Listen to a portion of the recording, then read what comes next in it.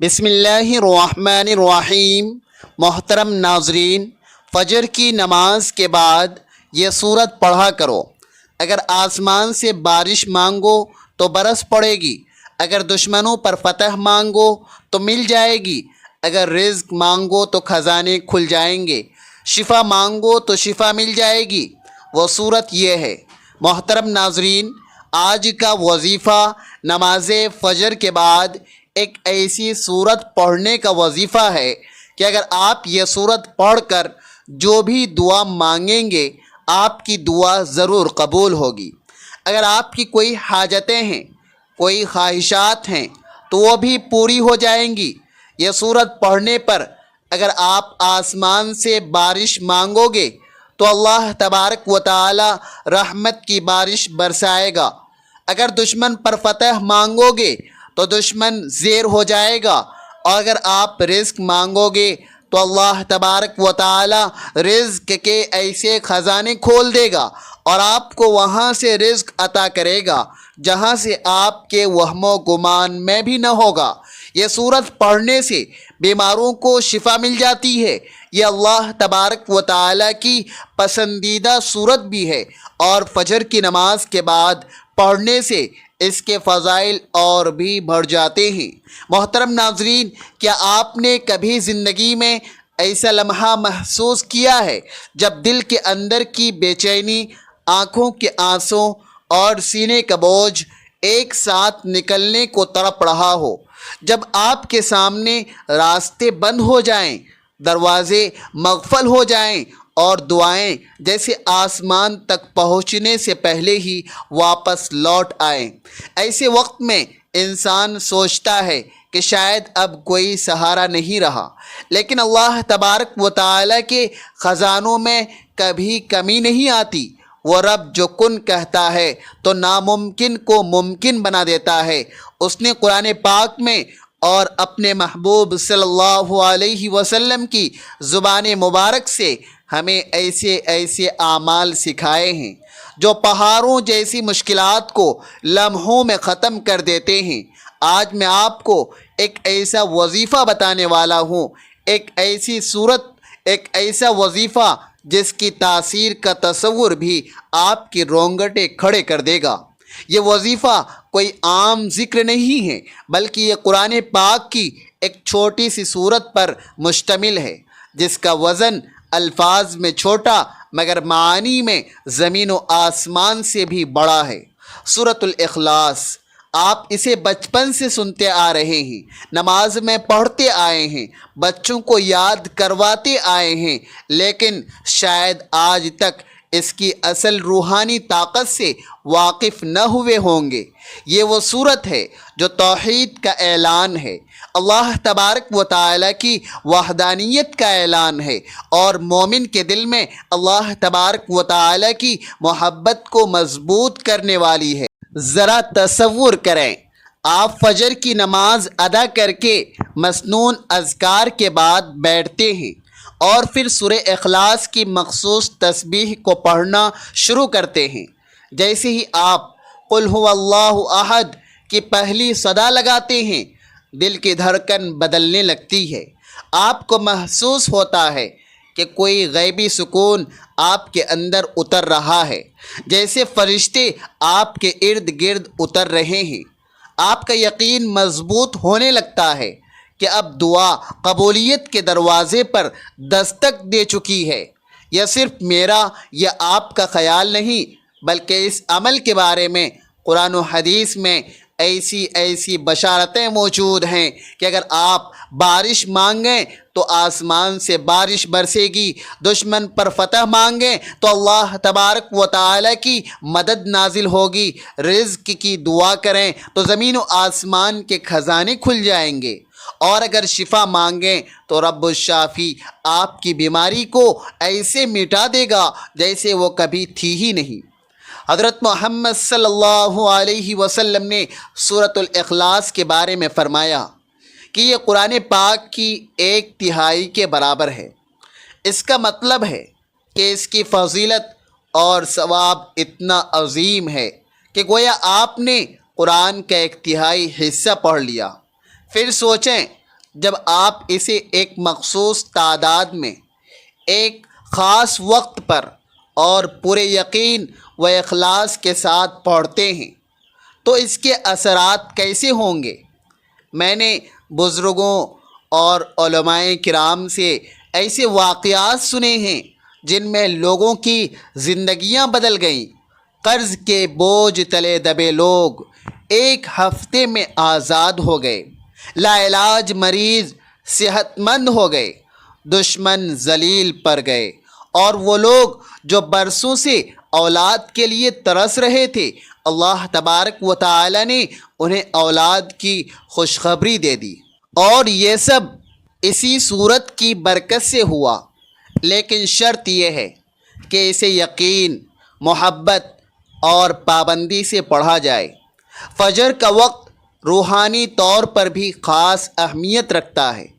دن کے آغاز پر جب فرشتے اعمال لے کر اللہ تبارک و تعالی کے حضور حاضر ہوتے ہیں، تب آپ کی یہ صورت اور آپ کی دعائیں براہ راست آسمان کی طرف جاتی ہے، اور یہی وہ لمحہ ہوتا ہے جب اگر آپ کے دل میں کوئی حاجت ہے تو اللہ تبارک و تعالی کے سامنے رکھی جائے اور اس کے دروازے پر دستک دی جائے۔ آج میں آپ کو اسی ذکر کا مکمل طریقہ، اس کے فضائل اور اس سے جڑی قرآنی اور حدیثی دلیلوں کے ساتھ کچھ ایسے مستند واقعات سناؤں گا جو آپ کے دل کو ہلا کر رکھ دیں گے۔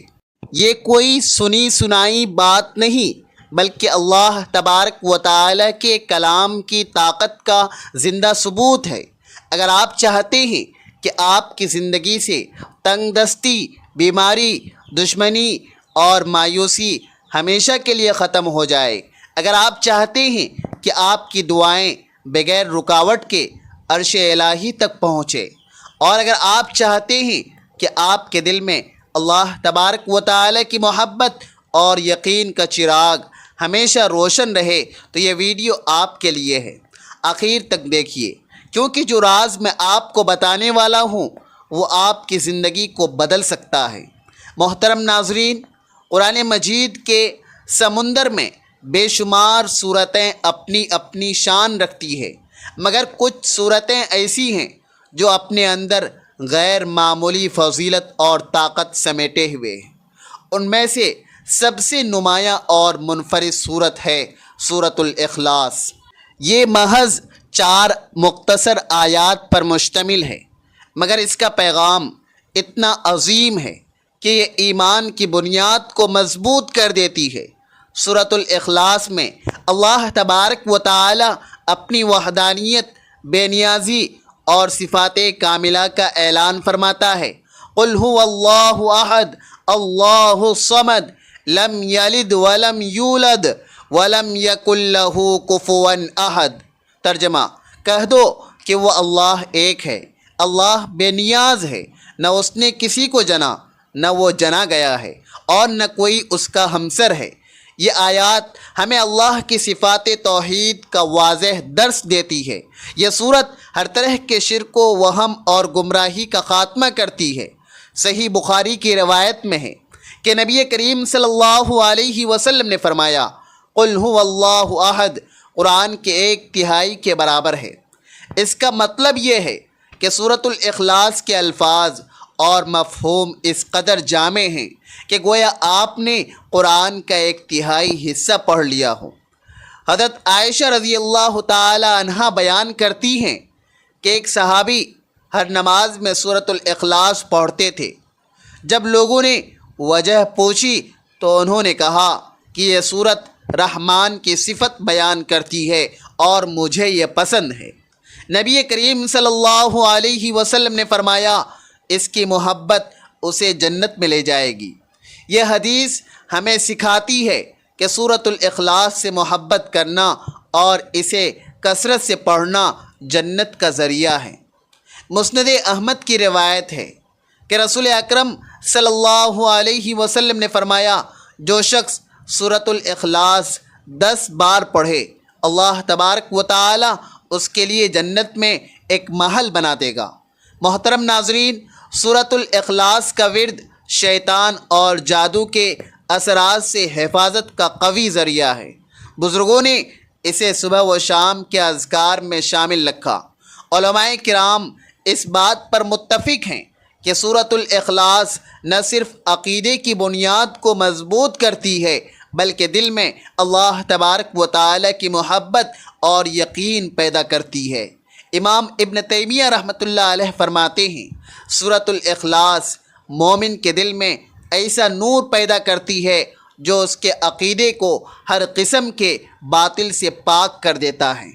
فجر کے بعد یہ سورت پڑھنا خاص تاثیر رکھتا ہے کیونکہ یہ وقت قبولیت دعا کا وقت ہے، اور جب دعا کے ساتھ اللہ کی وحدانیت کا اعلان ہو تو قبولیت کے امکانات کئی گنا بڑھ جاتے ہیں۔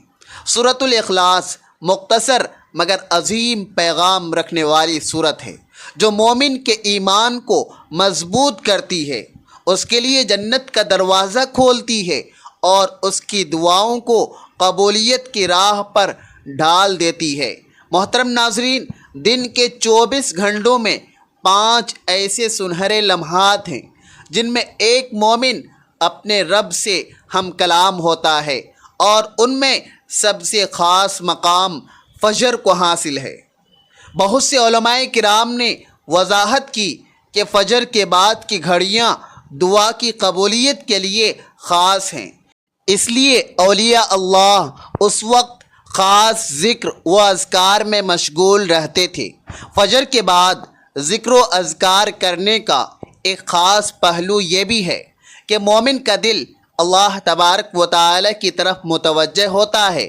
فجر کے وقت کی عبادت دل کو نرم اور روح کو صاف کر دیتی ہے۔ یہ کیسا اعجاز ہے جو ہر مومن کے لیے سہولت ہے۔ صحابہ کرام فجر کے بعد مسجد میں بیٹھ کر ذکر کیا کرتے تھے۔ حضرت عبداللہ بن مسعود رضی اللہ تعالی عنہ فرمایا کرتے تھے کہ جو بندہ فجر کے بعد ذکر الہی میں بیٹھا رہے، اللہ تبارک و تعالی اس کے لیے جنت میں ایک مقام تیار کرتا ہے۔ جب ہم سورۃ الاخلاص کو فجر کے بعد پڑھتے ہیں تو اس کے 2 بڑے فائدے ہوتے ہیں۔ نمبر 1، فجر کا وقت خود قبولیت کا وقت ہے۔ نمبر 2، سورۃ الاخلاص اللہ تبارک و تعالی کی وحدانیت کا اعلان ہے جو دعا کو مزید مضبوط بناتی ہے۔ یہی وجہ ہے کہ اس عمل کو اختیار کرنے والے اکثر لوگ اپنی حاجات کی جلد قبولیت دیکھتے ہیں۔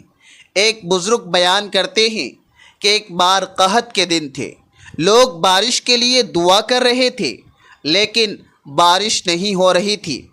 ایک شخص نے فجر کے بعد سورۃ الاخلاص کی مخصوص تسبیح پڑھ کر دعا کی اور اس کی دعا ختم ہوتے ہی آسمان پر بادل چھا گئے اور بارش برسنے لگی۔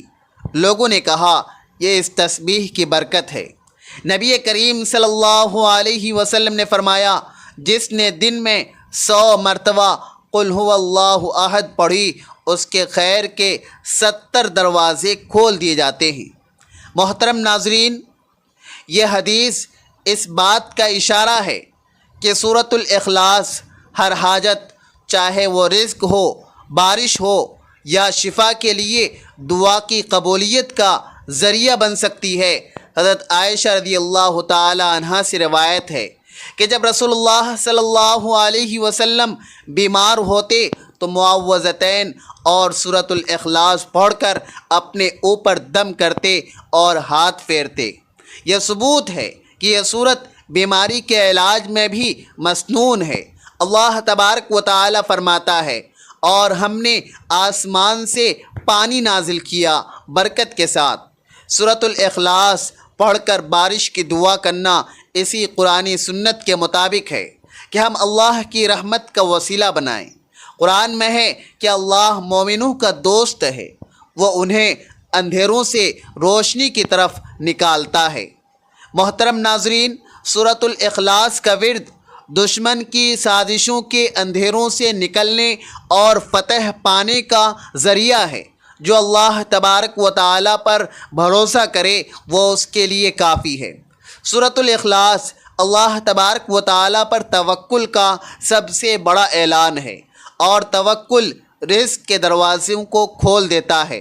ناظرین، دنیا میں بے شمار اذکار اور وظائف ہیں، لیکن ان میں سب سے زیادہ مؤثر اور طاقتور وہی ہوتے ہیں جو قرآن و سنت سے ثابت ہوں اور اللہ تبارک و تعالی کے محبوب بندوں نے انہیں آزمایا ہو۔ سورۃ الاخلاص کی تسبیح انہی اعمال میں سے ایک ہے۔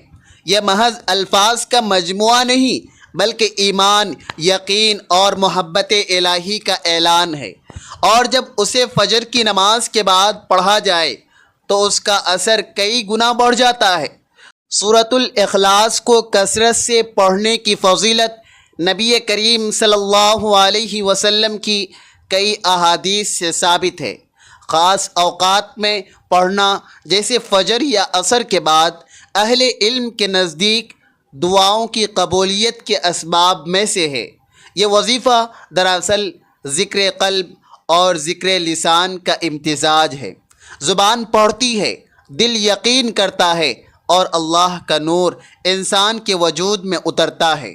ہر عمل کی قبولیت کی بنیاد نیت پر ہے۔ رسول اللہ صلی اللہ علیہ وسلم نے فرمایا، اعمال کا دار و مدار نیتوں پر ہے۔ اس وظیفے سے پہلے دل میں پختہ نیت کریں کہ یہ ذکر صرف اللہ کی رضا اور اپنی جائز حاجات کی تکمیل کے لیے ہے، نہ کہ محض آزمائش یا دنیاوی دکھاوے کے لیے۔ وظیفہ شروع کرنے سے پہلے دل میں یہ نیت کریں کہ یا اللہ، میں یہ سورۃ الاخلاص تیری رضا کے لیے پڑھ رہا ہوں یا پڑھ رہی ہوں، اور اپنی حاجات، مسئلہ، رزق، شفا، بارش، دشمن پر فتح تیرے سامنے رکھتا ہوں یا رکھتی ہوں۔ ناظرین، وقت کی نزاکت کو مد نظر رکھتے ہوئے چلتے ہیں وظیفے کی جانب۔ آپ نے سب سے پہلے نماز فجر ادا کرنی ہے۔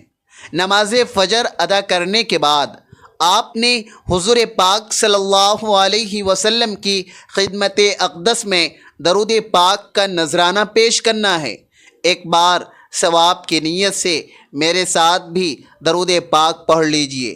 اللہم صلی علی محمد وعلی آل محمد کما صلیت علی ابراہیم وعلی آل ابراہیم انک حمید مجید۔ اللہم بارک علی محمد وعلی آل محمد کما بارکت علی ابراہیم وعلی آل ابراہیم انک حمید مجید۔ درود پاک پڑھنے کے بعد آپ نے ایک تسبیح سورۃ الاخلاص کی پڑھنی ہے۔ بسم اللہ الرحمن الرحیم، قل هو اللہ احد اللہ الصمد لم یلد ولم یولد ولم یکن لہ کفوا احد۔ ایک تسبیح سورۃ الاخلاص پڑھنے کے بعد آپ نے اللہ تبارک و تعالی کے مبارک ناموں کی ایک تسبیح پڑھنی ہے۔ آپ نے یا وہابو، یا رزاقو، یا کریمو، ان تین ناموں کو ملا کر پڑھنا ہے تو ایک شمار ہوگا۔ آپ نے ان تین ناموں کی ایک تسبیح پڑھنی ہے۔ یہ دو تسبیح پڑھنے کے بعد آپ نے ایک تسبیح استغفر اللہ کی پڑھنی ہے، اور پھر دوبارہ درود پاک پڑھنا ہے جو شروع میں پڑھا تھا۔ درود پاک پڑھنے کے بعد آپ نے ایک مرتبہ سورۃ المزمل کی تلاوت کرنی ہے۔ یہ وظیفہ پڑھنے کے دوران دل میں اپنی حاجت کا تصور رکھنا ہے، جیسے بارش کی دعا مانگ رہے ہیں تو بادل کا تصور، شفا مانگ رہے ہیں تو صحت مند ہونے کا تصور۔ اہل ایمان کا تجربہ ہے کہ اس وظیفے کو مسلسل 7 یا 21 دن تک کرنے سے حیرت انگیز انکشاف ظاہر ہوتے ہیں۔ کبھی کبھی پہلے ہی دن دعا کی قبولیت کے آثار ظاہر ہو جاتے ہیں۔ سورۃ الاخلاص کی تسبیح فجر کے بعد ایک مجرب اور روحانی اثر رکھنے والا عمل ہے، بشرط کہ اسے درست نیت، صحیح طریقے اور مکمل یقین کے ساتھ کیا جائے۔ یہ نہ صرف حاجتیں پوری کرتا ہے بلکہ ایمان کو مضبوط کرتا ہے۔ وظیفہ مکمل کرنے کے بعد دونوں ہاتھ اٹھا کر عاجزی کے ساتھ دعا کریں۔ دعا میں پہلے اللہ تبارک و تعالی کی حمد و ثنا بیان کریں، پھر نبی کریم صلی اللہ علیہ وسلم پر درود بھیجیں اور آخر میں اپنی حاجت مانگیں۔ دعا میں یقین رکھیں کہ قبولیت ابھی ہوگی۔ محترم ناظرین، یہ تھا سورۃ الاخلاص کی تسبیح کا وہ عمل جو نہ صرف قرآن و حدیث سے ثابت ہے بلکہ صدیوں سے بزرگان دین کے تجربات اور لاکھوں مسلمانوں کی دعاؤں کی قبولیت کا ذریعہ رہا ہے۔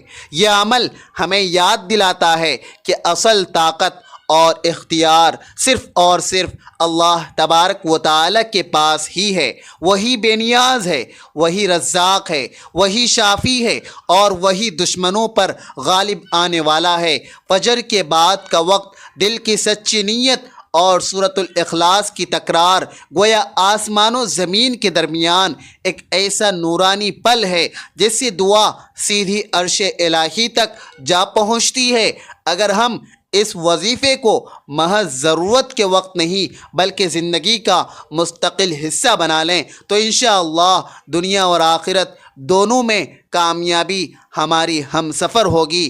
یہ ایک پکار ہے دل کی گہرائیوں سے رب کی طرف یقین کے ساتھ، اور جب یقین کامل ہو تو رحمت کے دروازے خود بخود کھل جاتے ہیں۔